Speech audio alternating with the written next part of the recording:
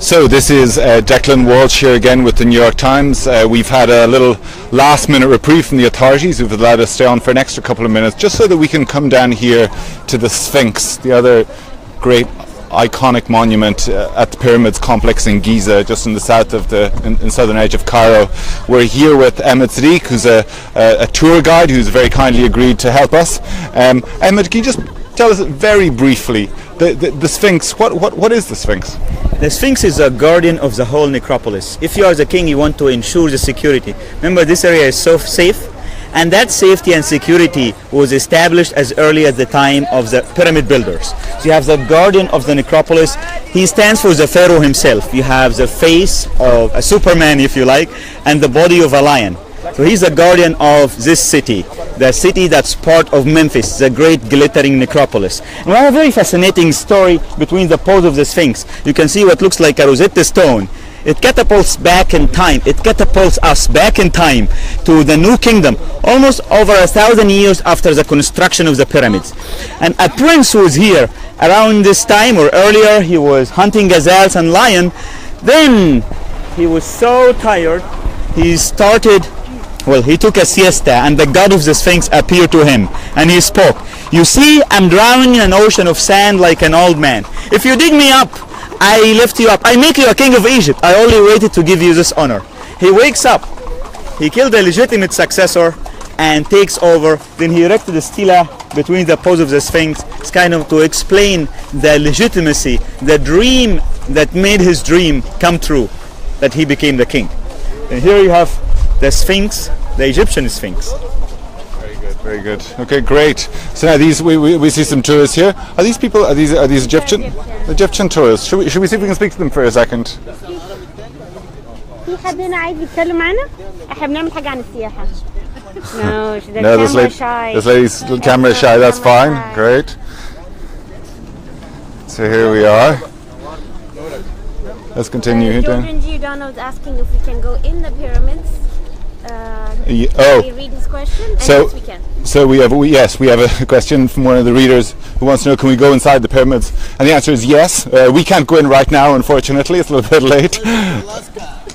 Welcome to Alaska, says that gentleman there. If you have the athletic physique, welcome to enter the pyramid watchtower. We have a comment from Yusuf Khan. Hello from Pakistan. Egypt's on his bucket list, he says. Yes. Now is the time to come. It's peaceful and quiet, and the weather, as you can see, it's an aerodynamic masterpiece. So, great weather. And you can just see the last of the tourists have just drained out of the Sphinx now. I don't know if you can see against the sun, but the last tour guides have just left, and people are starting to exit the complex, and they're going back. Oh, great. Oh, and we have someone we can speak to here. Hello, sir. كلمة باشا كده حضرتك. Hello, hi.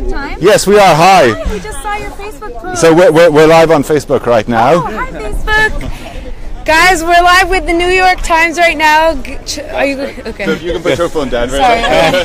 Thank you. Hi guys. Who are you? From Boston. Nagy Michael.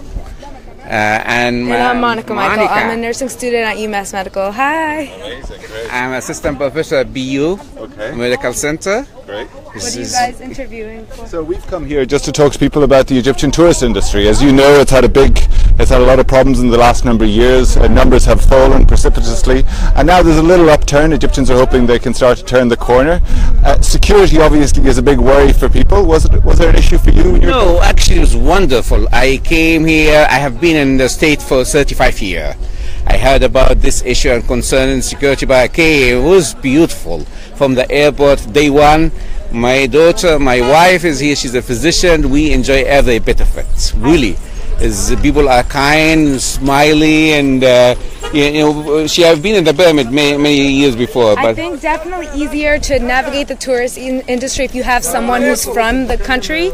Definitely easier. But if someone wants to come and travel and enjoy the culture, I definitely would encourage them to reach out to a tourist company and come and do that, because this huge culture, very, very rich, and you won't be missing out. Very good. Thank you. So you you said you've been in the US for 35 years. Yes. Before that, where did you come from? I born in Egypt. You were born in Egypt. Yes, okay, very good. and I'm a Coptic Christian. I moved here many years because of the tough time, but now we are back. It's so beautiful. I went to the churches. People have freedom now. They, much better. We have, Sisi is a president. We love this guy. It's like he's making everything easy for the people, and really we're comfortable. We ask everybody to come and visit. If we can't come here, who else can come? I'm delighted that you've been so happy coming here. I guess one of the reasons why a lot of other folk have been put off coming here is because of some of the misfortunes that have befallen Egypt in the last number of years, the plane accident, plane crashes, and terrorist attacks.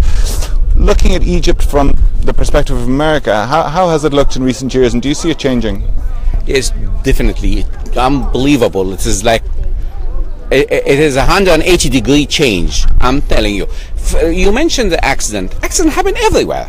I mean, just everywhere. In the States things happen, and God protect us everywhere. But here you see, in the state in Boston, we go stand in line for a house 200-year-old to visit.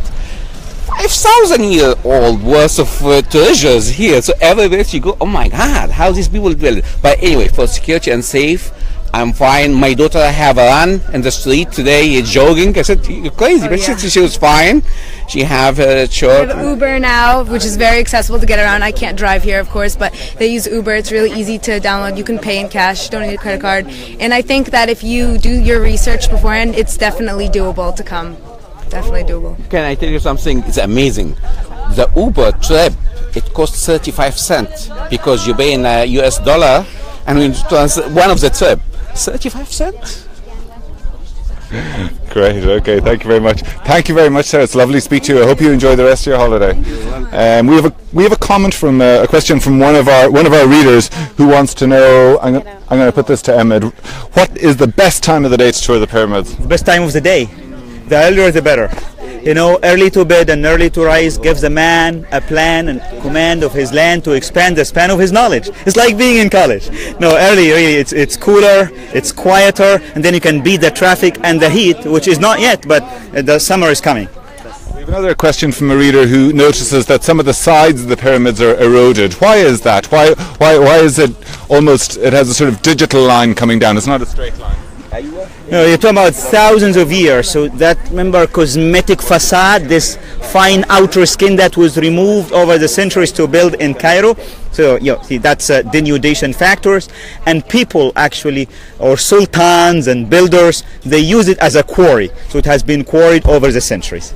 And so originally, when the pyramids were here, the sides of the pyramids were actually smooth. Was it marble or another? It was fine white limestone. Fine white. So there was finest quality would have been shining. So there was shining limestone. There was la fina piedra calita. Hajar giri lama. There was fine. The sides of the pyramids were completely smooth when they were originally built, but as Ahmed is saying, over the centuries that is completely degraded. It's like a gigantic stairway to heaven. The pyramid is the essential machine, and the primeval mound, the mound of creation, and then you can be resurrected. Thanks so much, Ahmed. So we have just reached the end of our time slot here. Thank you very much again for joining us.